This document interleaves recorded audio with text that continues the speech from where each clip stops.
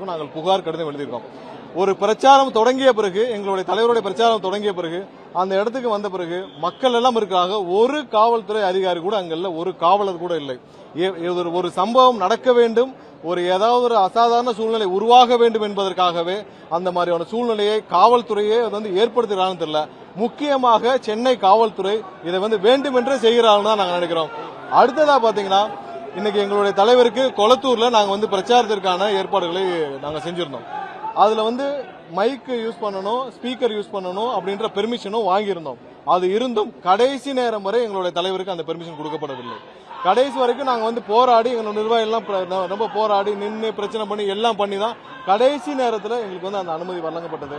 மிகவும் கடுமையான ஒரு சூழ்நிலையில் ஒவ்வொரு இடத்திலும் எங்களுடைய பிரச்சாரத்திற்கான தடைகளை இங்க இருக்கிற காவல்துறை திமுகவுடன் இணைந்து கொண்டு, திமுகவுடன் பணம் பெற்றுக்கொண்டு, திமுகவுக்கு கைக்கூலியாக செயல்படும் ஒரு பெரும்பாலான அதிகாரிகள் இதை செஞ்சுக்கிட்டு வராங்க. இதற்கு எங்களுடைய கடுமையான கண்டனத்தை தெரிவித்து இன்னைக்கு நாங்க தலைமை தேர்தல் ஆணையம் டெல்லிக்கும் இங்க தமிழகத்தில் இருக்க தேர்தல் ஆணையர், தலைமை தேர்தல் ஆணையருக்கும் நாங்கள் கடிதங்களை அனுப்பிச்சிருக்கோம். அதுக்கான இதுவும் அமைச்சிருக்கோம்.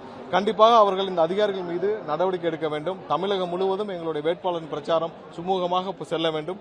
இந்த தேர்தல் ஒரு மாற்றத்திற்கான தேர்தல். கண்டிப்பாக 234 தொகுதி எங்களுடைய வேட்பாளர் அனைவரும் வெற்றி பெறுவார் என்பது எந்த மாற்று கருத்தும் இல்லை.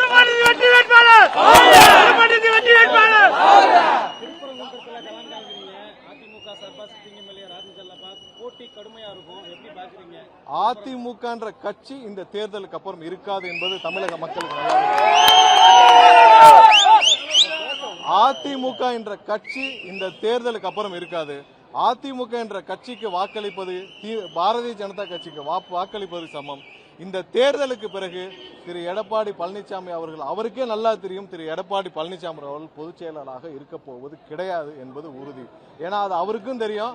அது தெரிஞ்சுதான் அவர் வேற வழி இல்லாமல் இன்று அவங்க எல்லாம் பாரதிய ஜனதா கட்சியுடைய கட்டுப்பாட்டில் இருக்கிறார்கள். இந்த தேர்தலுக்கு பிறகு அந்த கட்சி எல்லாம் பாரதிய ஜனதா கட்சியோடு சேர்க்கப்படும். இந்த தேர்தலோடு அதிமுக என்ற கட்சியே இருக்காது. பாவம் புரட்சி தலைவர் தன்னுடைய சொத்துக்களை எல்லாம் கொடுத்து ஆரம்பிச்ச ஒரு கட்சி. அம்மா 30-35 வருஷம் போராடி உயிரை கொடுத்து காப்பாற்றிய கட்சி இன்று டெல்லி கபலீகரம் செய்வதை தமிழக மக்கள் பார்த்துக்கொள்ள மாட்டார்கள். இன்று எல்லா இடத்திலும் அதிமுகவிற்கு வாக்களிப்பது பாரதிய ஜனதா கட்சிக்கு வாக்களிப்பதற்கு சமம். அதனால எந்த இடத்திலும் அதிமுக வேட்பாளர்கள் வெற்றி பெறப் போவது கிடையாது.